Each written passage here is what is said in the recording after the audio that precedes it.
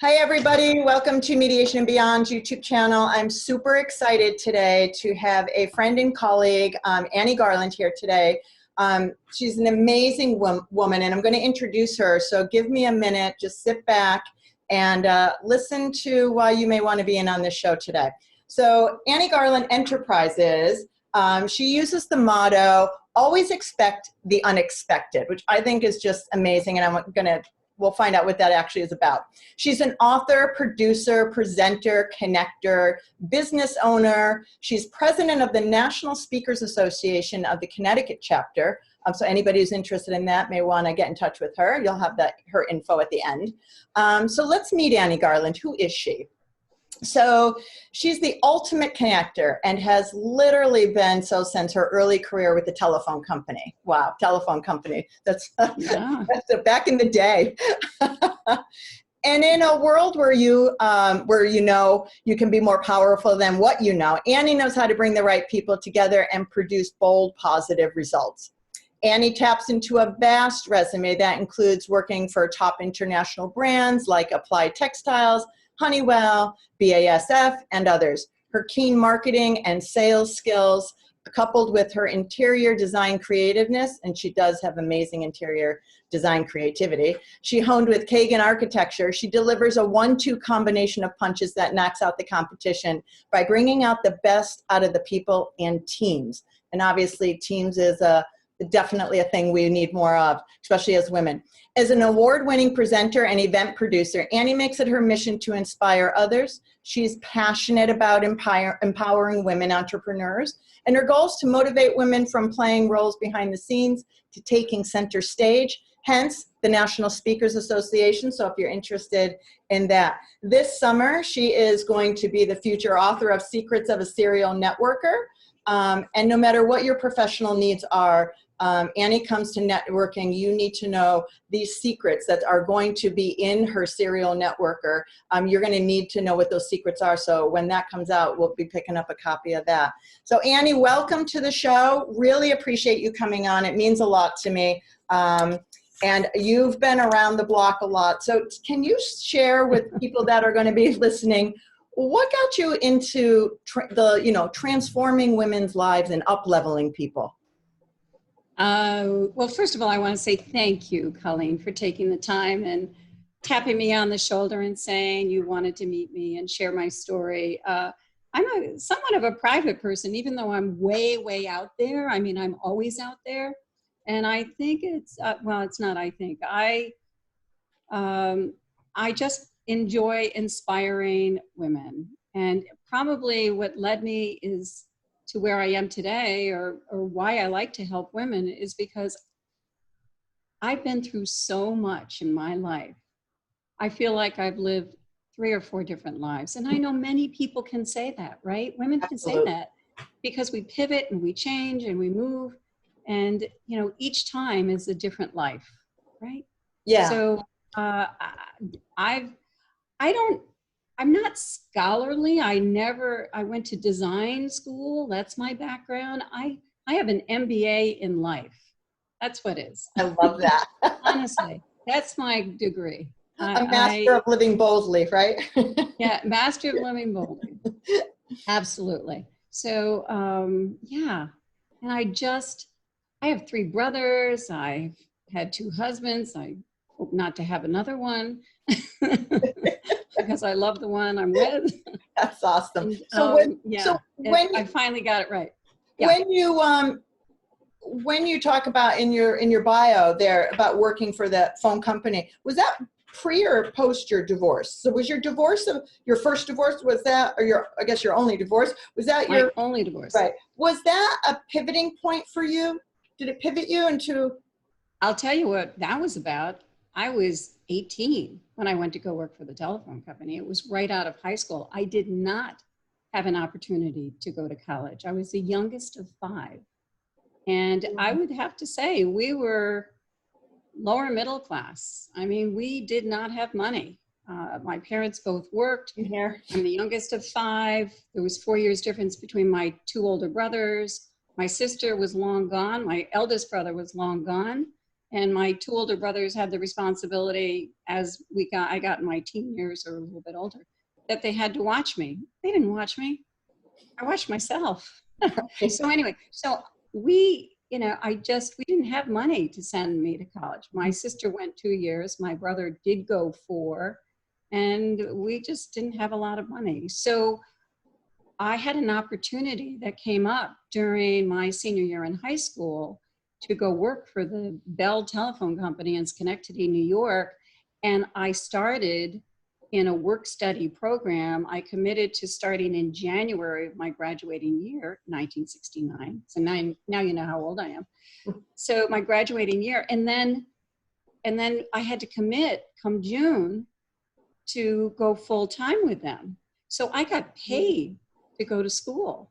Wow. And it was an amazing experience. I loved the challenge, right? Yeah. And it afforded me an opportunity to get a car, which I lived in the boondocks, and where I lived, you can't get there from here without a car. Right. And so I was like one of the first kids in high school to have a car, and I got it myself and I paid for it. So it was pretty cool that I had this job. I actually borrowed money from my brother who had a job so I could pay for this car, and I paid him something every month. I think I paid $600 for this Corvair Corsa. I wanted a red Firebird with black interior. That was what I visualized.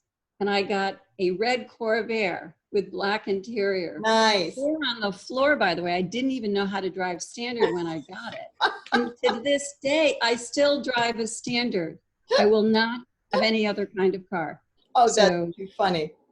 I get people in my car and they're like, "You have a Standard?" And I'm like, "Yeah, I'm going to be kicking and fighting all the way with those electric cars. I'm going to tell you that right now." You can't do a stick there. Yeah, so I started with the telephone company that way. And within 6 months, I got promoted to sales to be one of their customer service reps. And I got that because I don't know about your audience, but I want you to know, if you know anything about Laugh-In back in the 70s, Ernestina with the headphones, that was me. It was those boards, that you plug into with the headphones. Yeah. Good gracious, good morning, that was me. And so I don't know what I don't know when I'm sitting at this board. And I was one of these people that, you're busy doing this and this and this. But if I was keeping it all going, I would go over to the board on my right if nobody was sitting there. And I was working like 2 boards. Nobody ever did that. I didn't know. I just, I was managing my little gig here. And so they promoted me within 6 months. I had too much energy. So they noticed you, which is a good thing. It's a good thing to be noticed. Yes. Right? Yes. And that's where I got my sales training. So when I wanted to leave there, because I always wanted to be an airline stewardess, that was my big dream. That was your dream? That was my dream. It's not a bad dream. To serve people drinks on a plane. That was my dream. Well, to travel, right? To go places. Yeah, that was really, right? That is what I wanted to do. Right. And so from the telephone company, which was obviously, did it start when you see yourself getting promoted and when you see people noticing you and seeing you, did it build your confidence, build your sense of self? Yeah, I was a pretty cocky little kid. Yeah. Probably the fact that I was pretty much raised myself. I took a lot of risks. I'm surprised I'm still alive today when I think back to some of the things that I did. We all say that. We need wine for that one. Yeah, that'll be round 2. Yeah, round 2. Yeah. But so from there, how did you start realizing that, obviously you had other jobs from there and whatnot, and you get married and whatnot, but where does hey, I really have something to offer other women and I could see that other women need some kind of help? When did that kind of eyes wide open kind of happen for you? I would have to say, gosh, when I'm just trying to think, because you caught me here. I was always a party girl. I remember even, and I'm going to go back to my high school. I was the one that always, we lived on a lake, and I had people come, I mean, school kids come. I would have a party at my house. So I was kind of like the party girl. Mm-hmm. And that came probably from, and I think this is important to share this, that came probably from the fact that my older brother was also very outgoing, and he had parties all the time. Right. So little sister wanted to have all the kids over and have parties, but there were big parties, like 50, 60 people would come, kids. Gotcha. Right? So Yeah. I've always had this party mentality because I've always had this fun mentality. So I'm trying to think, when I brought women into this, I would always get together with women. Again, I think, gosh, I'm just trying to think, that I did Girls Goals Grizz. That's Mm-hmm. where you attended one of those. And I'm into this will be my 19th year of doing Girls Goals at the Grizz. Griswold Inn is one of the oldest inns in America, and they're in Essex, Connecticut. And so I used to travel. One of my jobs that I traveled, and I came to Connecticut. I was actually relocated from Hanes Knitwear to come to Connecticut. That was one of my sales jobs. I've had a few. And I loved Connecticut. I loved the shoreline. And so, when I saw Essex, I always wanted to move there. And anyway, I'm digressing. But getting back to the parties, I remember, I'm going to say this is probably pivotal, and I'm going to go with this one for the audience, is that I remember a group of us, we always got together, we'd go to different houses and hang out. And then I remember at a holiday after Christmas, I went to a gathering at the Griswold Inn for 5 women. We were 5 women. And at the time, I used to do a lot of facilitating with my BASF job.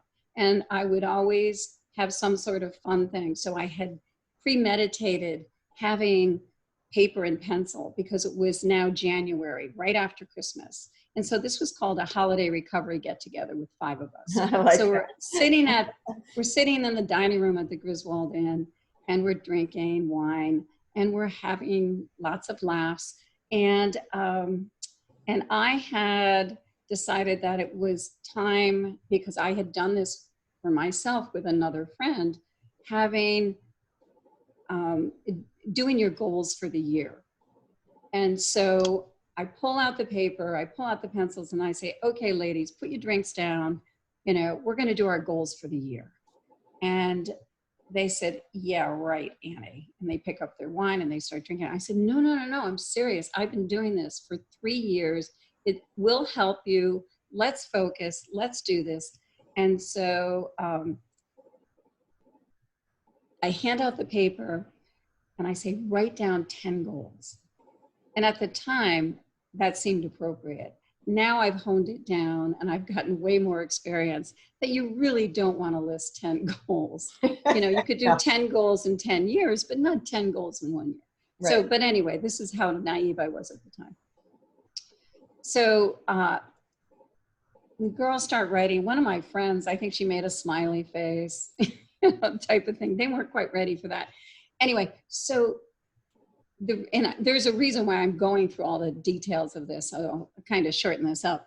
But anyway, so I didn't think much of it. I had them all, just go off on their own. They wrote their goals. And about 6 months later, one of the gals, I'll just never forget, which inspired me so greatly. And that's when I realized, to answer your question, she said to me, Annie, she said, I hope you're going to do this again next year. And I said, gosh, I never even thought of that. Really? And she said, yeah, wow. Because of you, I wrote down, I'm writing my book, and I just published it, and I want to give you a copy. Oh, wow. And if it weren't for you and me writing my goal, I would have never done it. And it's like the light bulb went off, right? Yeah, absolutely. And I said, wow, did I have that impact? on this person, it just never occurred to me. And so yet, again, I did the event and we had 12 people. And then the third year we had 20. And that time I brought in a speaker, and then it just went to 30 and 40. And then we had to go into another room, and we now took over the big area. And now it's max 65. And people say to me, and it sells out in 2 weeks. And people say to me, oh my gosh, you should go to a different place because everybody wants to go to this. Oh. I said, but it wouldn't be the Griswold Inn. It wouldn't be Girls' Goals at the Grizz. Yeah. And besides, there's something, I do a lot of events. There's something about, giving a limit on it and making it, more desirable because you may or may not be able to get in. Absolutely. So, but in my former, the job that I had at that time, I was working for BASF, I was doing events for architects and designers and sales. I mean, that's the industry I was now in because my background was interior design. I did that for 12 years. Realized I couldn't easy to parlay. I couldn't make any money, and I wanted to get out of my marriage, which is where we're going with this whole conversation eventually. Mm-hmm. And so that job was the one that afforded me the way to get out and be free from my marriage. And so it was really an important job for me. So I've sort of segued into that little conversation there for you. But so when you and that's an interesting thing, because when you wanted to get out of your marriage and you're thinking that, financially you want to be in a space or have a job where you can kind of afford yourself the opportunity to go on and be, mm-hmm. Did you also like these the meetings with the girls, right? And the annual meetings, did it build that sense of confidence? Because I know there's going to be somebody out there who would love to get out of their relationship because it's not good for them and it's not working, but they don't have that confidence to kind of do that. Did you find that connecting with other women gave you that confidence? Oh, without question. If it weren't for my women, even today, I'm still doing events for women.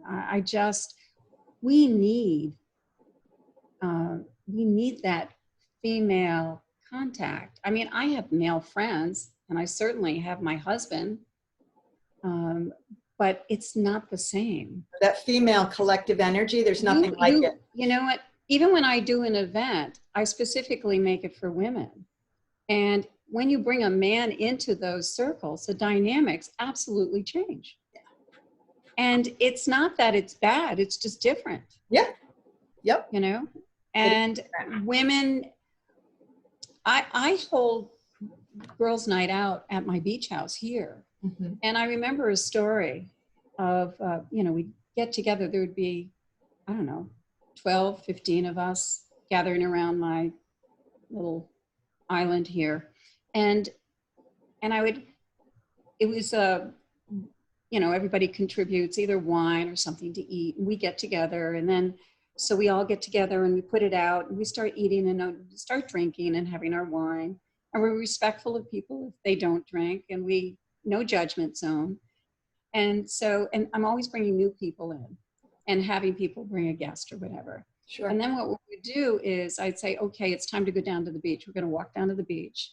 And we go down to the beach, and we actually have a little ceremony. And we honor each other and the sun setting. And we offer, a question may come up and I'll have somebody share. Well, there's always a meditation of a sort. And then we just go around one by one to get more comfortable, because there are some people there that may not have ever been there before. And so we come back and, people are now more engaged with each other. And so we go around the room, and then I do an actual introduction of everybody, have them say who they are and what they do and what they'd like to share. And it's just amazing in the depth and breadth of how women open up in a situation like that.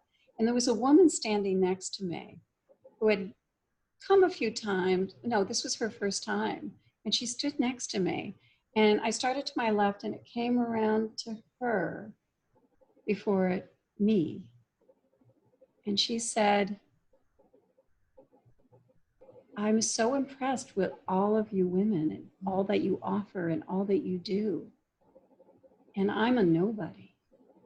Mm, And my heart sank because she's not a nobody. of course Because not. I saw in her what she didn't see in herself, which is why I wanted her in this group.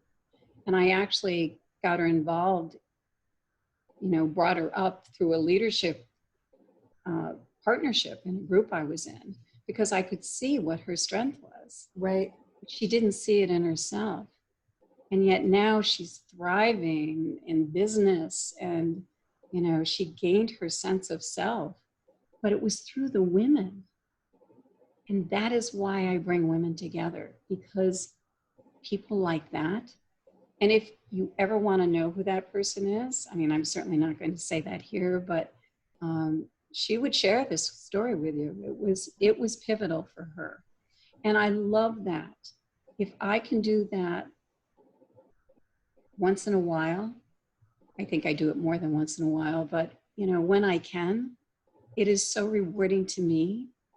I mean, that's my jam. That's my juice. That makes me really do what I do. It goes back to, well, it doesn't go back. In my mind, when you're sharing that story, when you shared about being noticed at the phone company and someone just kind of noticing your skill set, noticing who you are, and it goes back to noticing that woman. There is something very much, I think a lot of us walk around feeling less than, a little invisible. We don't have much to offer. And yet, people can tout their degrees and things like that, but that sense of confidence and self-esteem doesn't come from those things. That it comes from being built up. And if we didn't get it growing up, which I think many of us don't, not because Right. we had bad parents, it's just sometimes your parents didn't know to do that, because no one taught them. And so I think there is something in that collective female energy that you're speaking to that allows us to feel better about ourselves in a space to grow. So when when I was doing your introduction and I'm calling you the connector and the networker, I could see that it's not just about connecting people, but it's about connecting people so they can grow. Right. Right. I used to do, I don't know if you were involved or knew, I did conferences. I used to do, after I got laid off from, I married my husband of today and forever is an actuary, and he does mergers and acquisitions.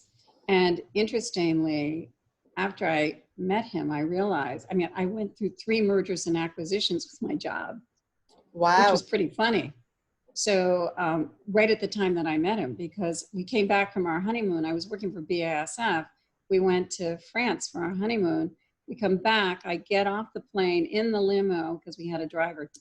It wasn't really a limo, it was a car driver who picked us up. So it sounds more great than what it was. But it was black. It was a black sedan, so I guess it was a limo. So anyway, I get in the car. Now, meanwhile, my company was going through being sold.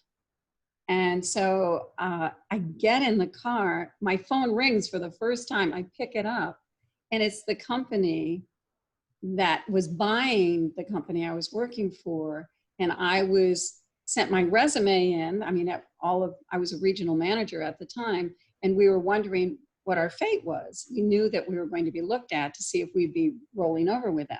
Well, they said, "Hi, how you doing?" And I said, "Well, I'm doing great. I just got off the plane from my honeymoon from France." And I heard "Oh."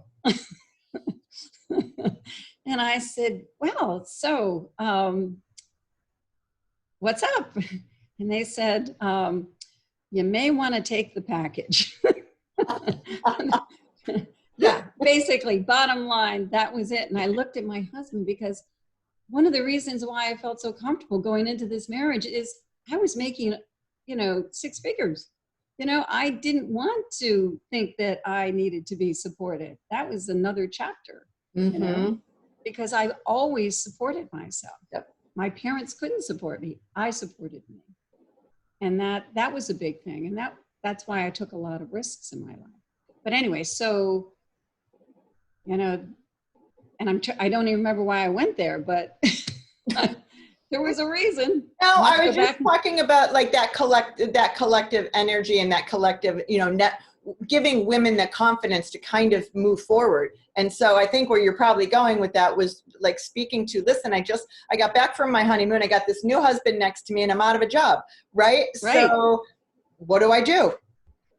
And you obviously started. Went to Disney. No, we did not. No, we didn't go to Disney. But you started having to figure out, what am I doing next? Pivot, again, another pivot, right? I've had all women have so many pivots, right? Yes. I mean, It's that's what we who do. we are. Well, It is what we do. But it is though, Annie, and I think this is why you're so important, is because not all women know how to pivot. Mm. They don't. They know they might need it, but they don't know what step to take. And I think in the day of technology, it's overwhelming which direction you could go. And so I'm all about like having a grounded pivot because you can get sucked in, you can waste a lot of money in a lot of different directions trying X, Y, and Z. And I think your platform, or the work we all are trying to do here, is giving a solid pivot platform. Like, get your feet grounded and then pivot. Not because it's overwhelming. Well, I looked at where I was. I knew I wasn't.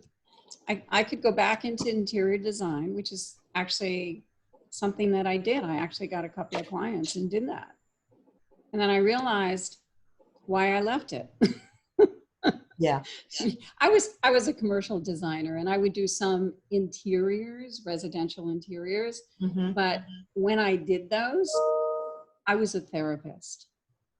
I was really always with the husband and the wife, and if they didn't get along, and I soon learned that when I went in, I'd have to say, look, we're a partnership. If I am not going to pit one against the other, do not approach me. I had a client in Westchester they had a Tudor house, and the wife wanted to redo the kitchen. And she was from New York City. And what she wanted and what the husband wanted were two different things. What she wanted in this beautiful, beautiful Tudor house, just had great bones and great architecture in it. And yes, it needed doing updating, but she wanted to put in a black, high-tech contemporary kitchen. I mean, like glossy black. Now, I've done apartments glossy black, high tech. Personally, I love contemporary at that stage of I love contemporary, but it has to be the right setting, and you can have some pieces. So the wife said to me, you better give me what I want. And the husband said to me, we can't, I don't want to go high tech. And so I sat with that, and I came back to them, and I said, well, actually, I sat with it a few minutes, and I just said, how long are you going to live here? Yeah. And they said, I don't know, we're probably four or 5 years. And I said, okay, so that's not very long. And how do you think about selling this house in this beautiful area? How are you going to market this? And who do you think you're going to appeal to? Anyway, so that's why I didn't like residential design. So I went back to it, and then I did it for a little bit, and then I was offered a job. That's when I did applied textiles. It was in the design industry. And I was lucky. I mean, I had a name out there because I was well known. I'm also known as a pollinator, and it was my BASF job. That is where it originated, because I would connect people from New York to people in Boston. If somebody needed a job, because I was a Northeast regional person, I went from Boston to Philadelphia to New York to Right. DC. I knew people all over, and I was always involved with events, which is where I really got to cut my teeth with events. So doing the ones that I do now, I'm always expect the unexpected, because I had a budget that I could afford doing incredible things. Like the product that we had was Zephron. So I would have big, huge ice sculptures with Z. So people would notice when I had to do a booth at a conference, you know, when you go to those expos, what's going to make a difference? I did a Z. We had a product. They had a product. We recycled carpet. We were one of the first innovators of recycling.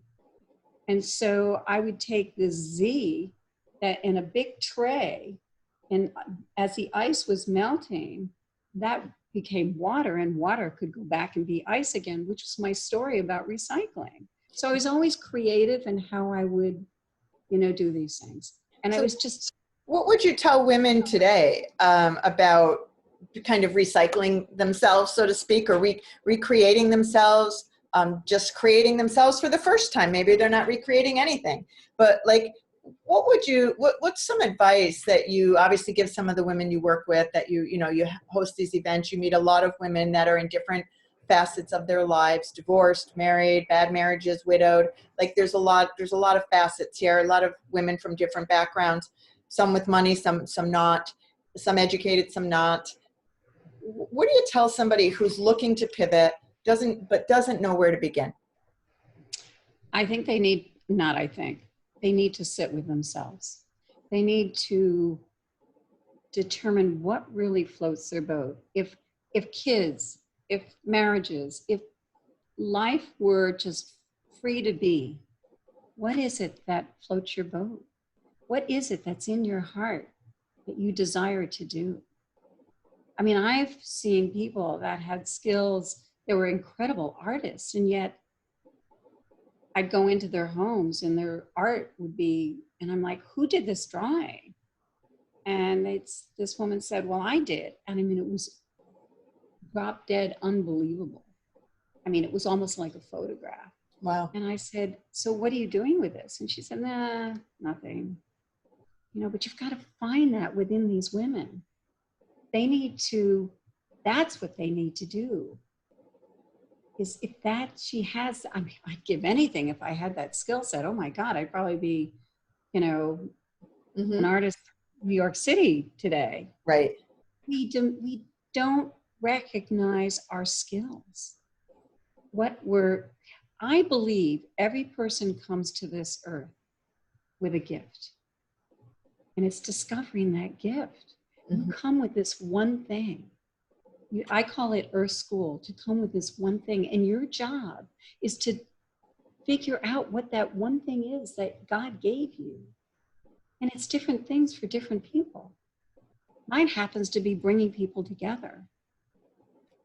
Right. And helping them, you know, discover what that gift is. I'll sit down with somebody and I can oftentimes see the gift in a person before they see it in themselves. Absolutely. Yes. And that's a gift in and of itself too.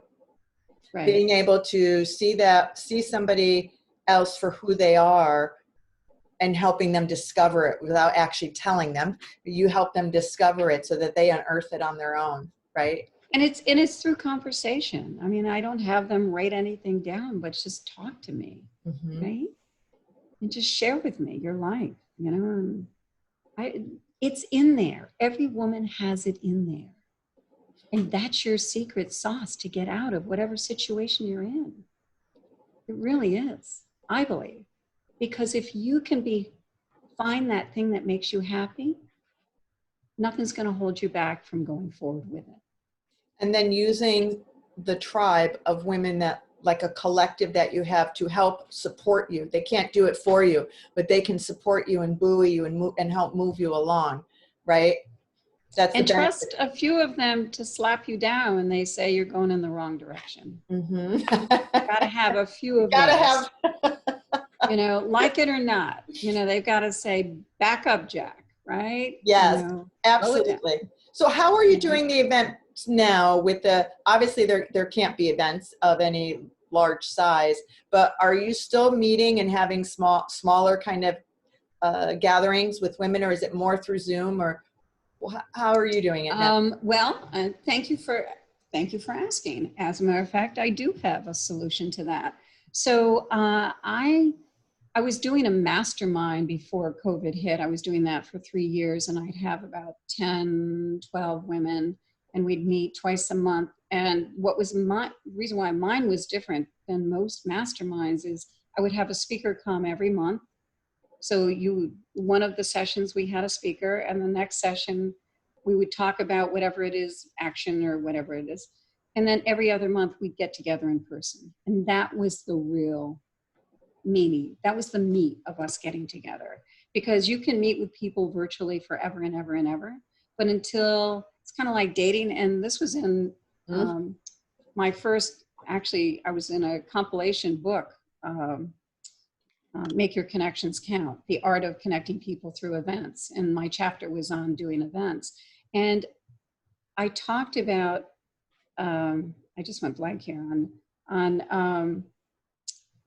yeah, I got to go back. I don't know. I keep going down these little roads. Yeah, where was I here? We're going to have to pause and then come back. Oh, that's okay. No, you're just talking about you were going to be talking about like going back and you know, how women can pivot. And so, and how you're doing events. Oh, that's right. So what I did. Thank you. Yeah. Yep. So from that mastermind, I stopped doing that. I can't believe I had that brain. It happened to all of us. Thank you. I'm sorry, everyone, but I'm human. So after I stopped that, I was thinking, and then we went into COVID-19 and we had to start sheltering. But what I realized is when I was doing my mastermind, I brought in some incredible speakers. And there were 3 speakers specifically that were like, the group really, really liked them a lot. And I thought, wow, if I brought this woman in and this woman in and this woman in, we've got a complete circle here. And I could impact people. And it was, and so what I did was and I'm launching. I mean, I did a beta on this back in June, and I'm going to sound dated on this whole thing, but I'm going to do it anyway. Back in June, and then I'm launching the rest of them come September. So what it is these 3 people coming together. So it's called the Mastery Series. It's a virtual series bringing 3 incredible masters together in a specific group. And this one was how to do virtuals, because it was so hot at the time. In June, people were doing virtuals, and they were more than likely doing them wrong. I mean, I saw so many imperfections of what's happening on Zoom, whether it's your background or how you look or how people, they're, looking like this in here and they don't know how to do a virtual, or they're like stand up and you see their crotch and it's like, no, I don't want to see that. It's like, I mean, so I wanted people to learn about virtuals, right? So yeah. I think Saturday Night Live, I mean, I could have written Saturday Night Live, that skit. I mean, I've seen it all. And it sort of relates to the book that I'm writing, Secrets of a Serial Networker, because there's not much difference between networking virtually than it is in person. Granted, you can do more in person, but there are so many similarities that I'm writing a book. I'm doing a short little book. I've got 3 things going.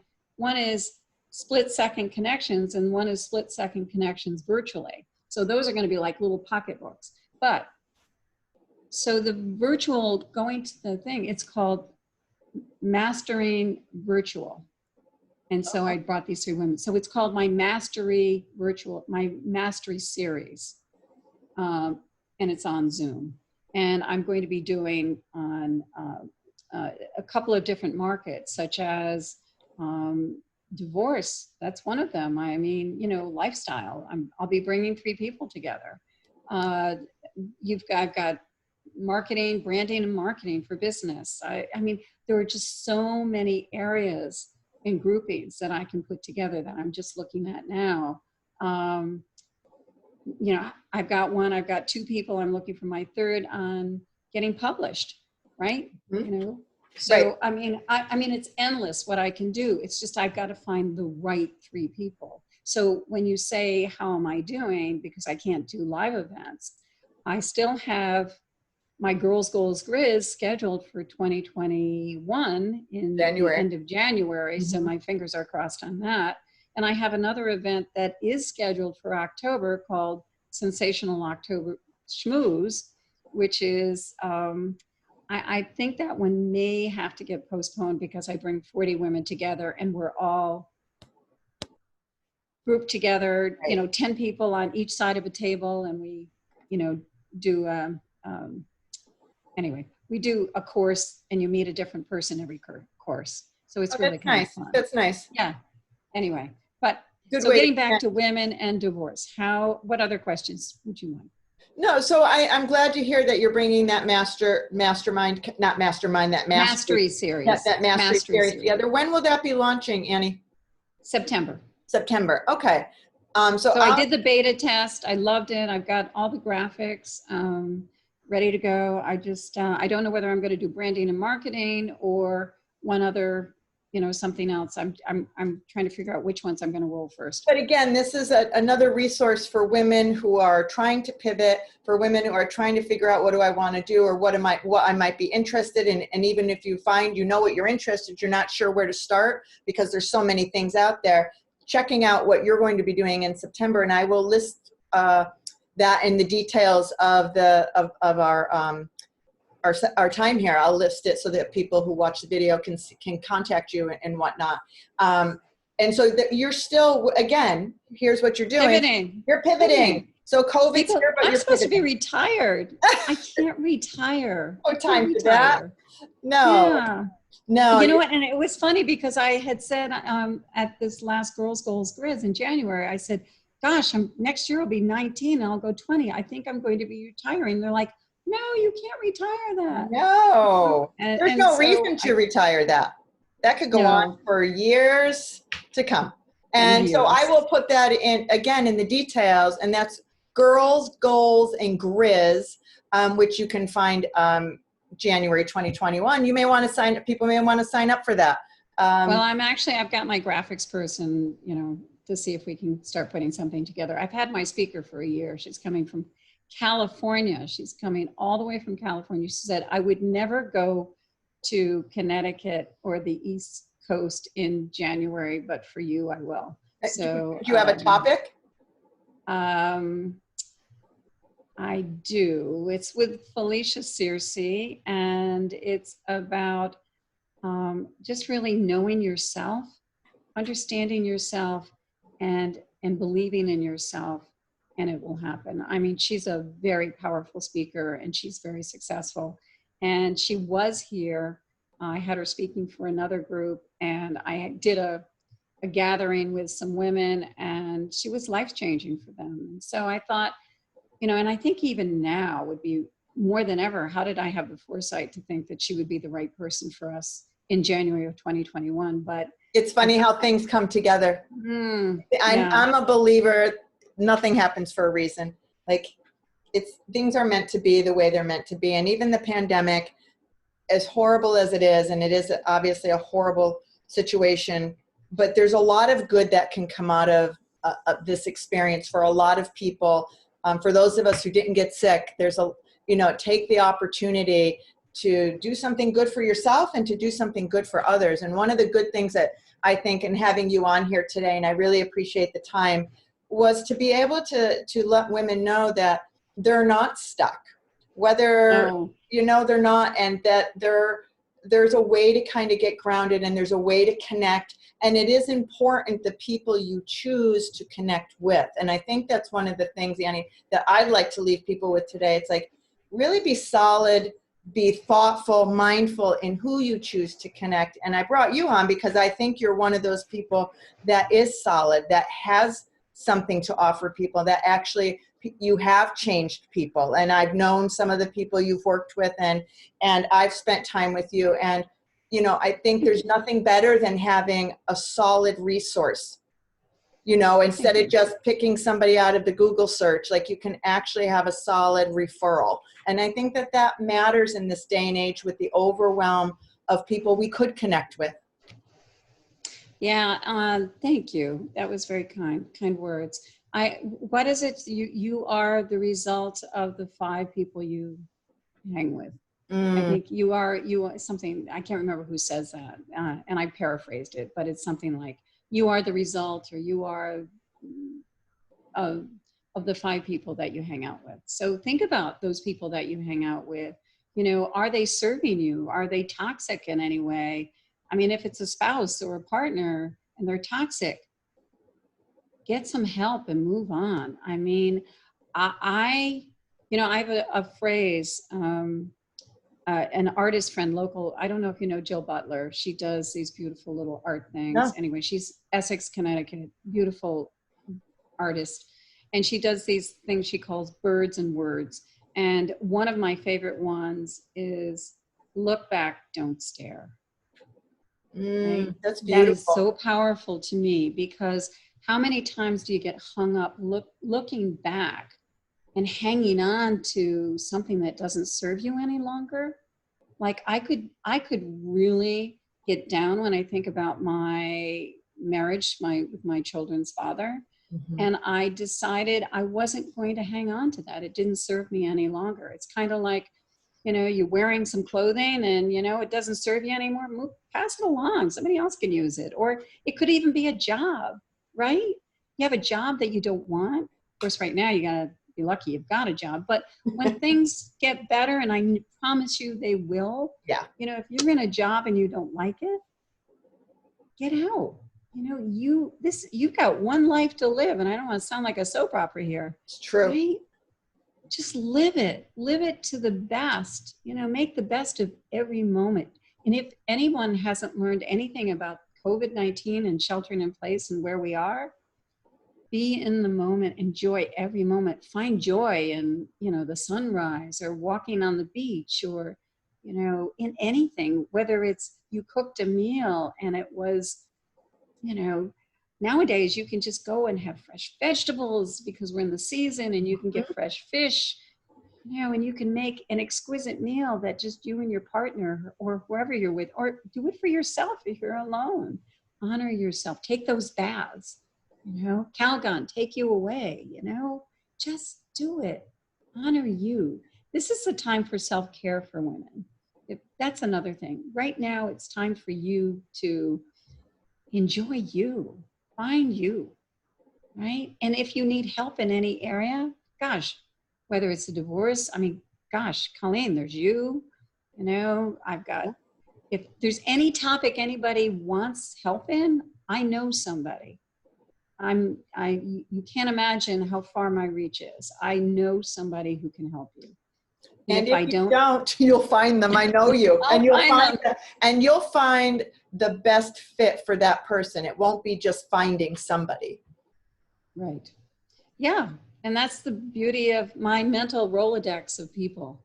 I still call it Rolodex. It's fine.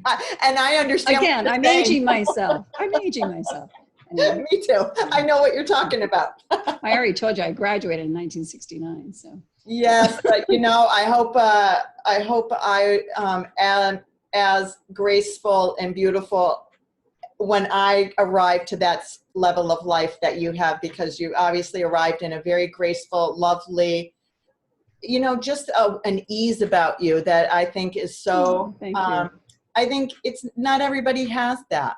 And that, we were talking about earlier, just those intuitive skills, you don't work at what you do. It's natural.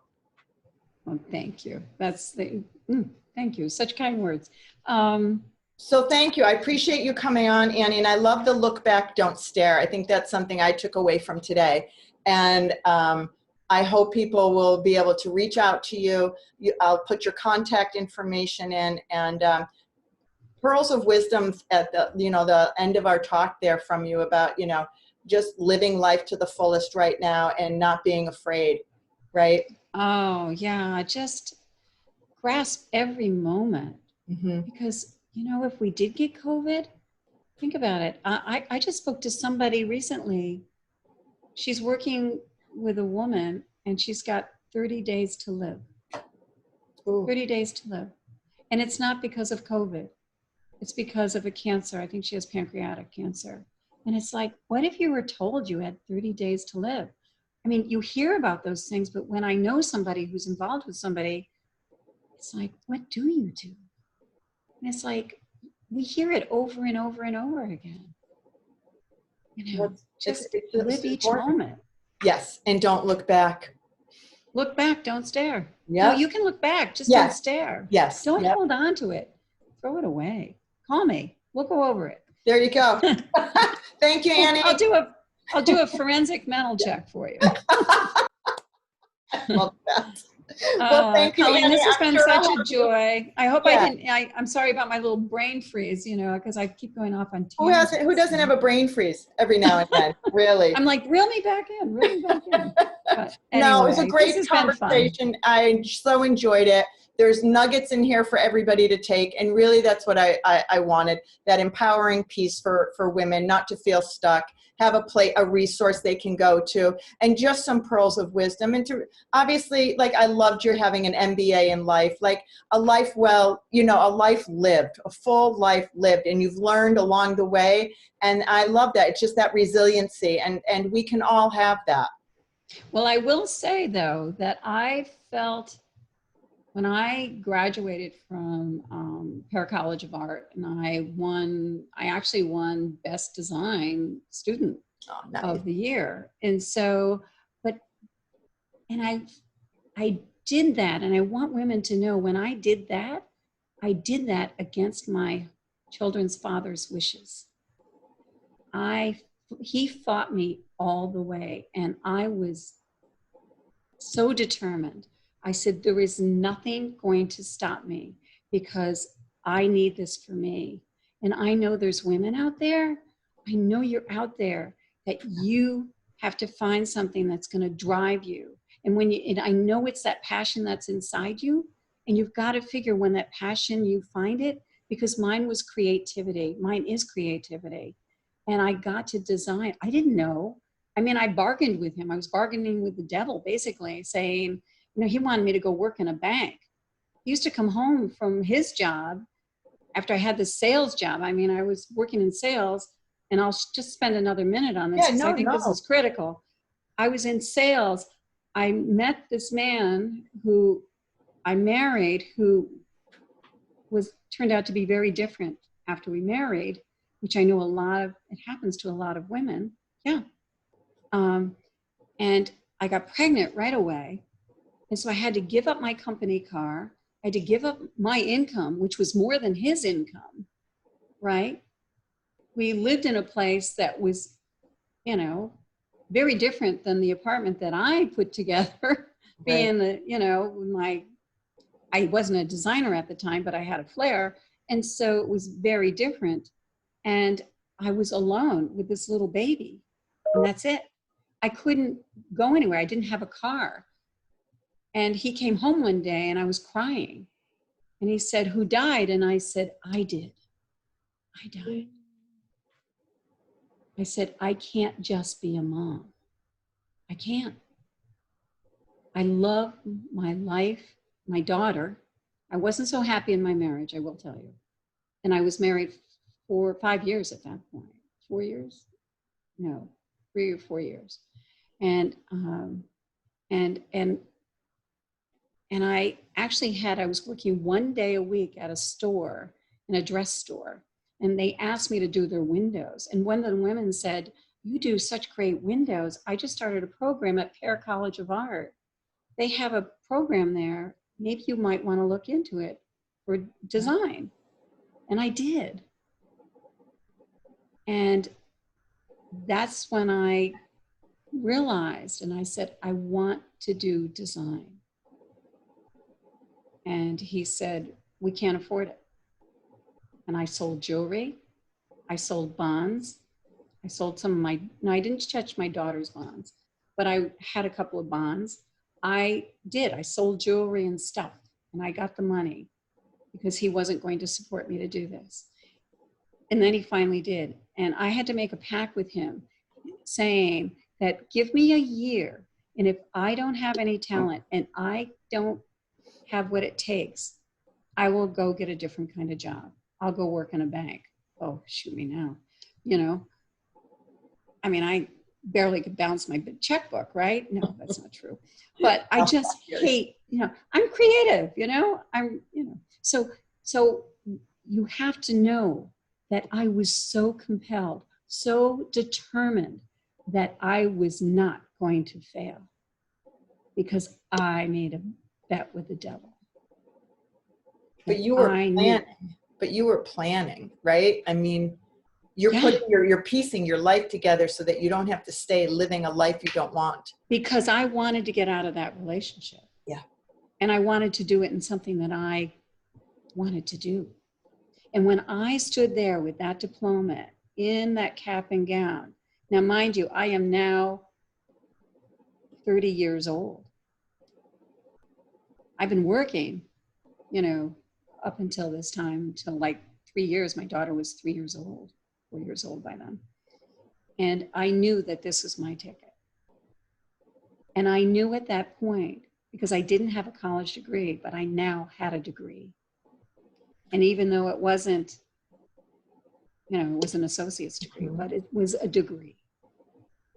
And I felt like I was more whole. That was really important for me to do that. So. And that's a great message to leave with, that you're more important. Women are more important. Women matter. You matter. We all matter. Right? You know what? I told a woman one time that you can tell your man, if you're in this relationship, that you love him. But I love me more. And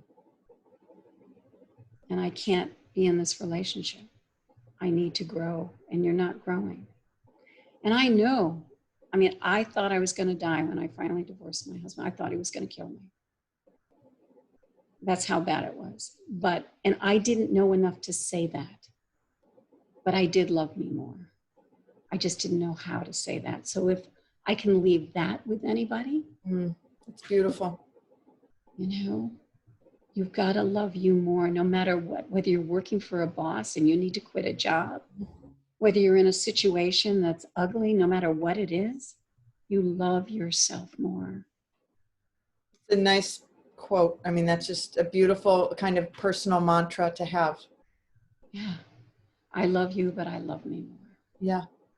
Or I love it, but I love me more. If you're in this struggle, I'm in the struggle for a reason, right? And I love me more, and I'm going to figure out how to get out of that struggle.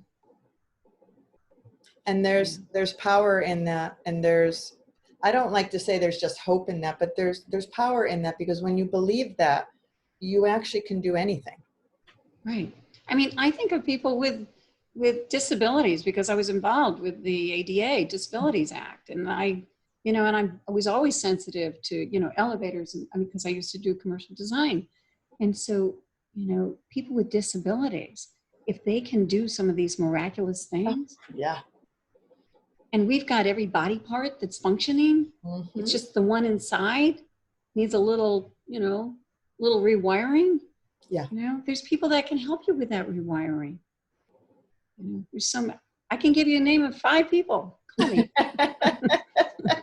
They're called mental electricians. Right? That's a great name. There you go, mental electricians. That just came up. So anyway. Get rid of the therapists. We're going to bring in the mental electricians. I love that. There you go. Rewire you. Rewire. I love that. I've got 1 million of them. I wish we had more time. This has been fun. Thank you so much. I love talking to you. I knew it would be a great experience. And there's so much that women can take from this conversation. So for those listening, wherever you are, please just settle in with a glass of wine, kick back, listen to Annie speak, and listen to this conversation. And please look for her details below. You'll find them written out. And Annie, thank you so much. I'll be back in touch with you, and enjoy the rest of your day. Thank you for the opportunity. And ladies, I love you too. Call me. Absolutely. I'm here. She is. Thanks, Annie. Take care. Bye. Bye.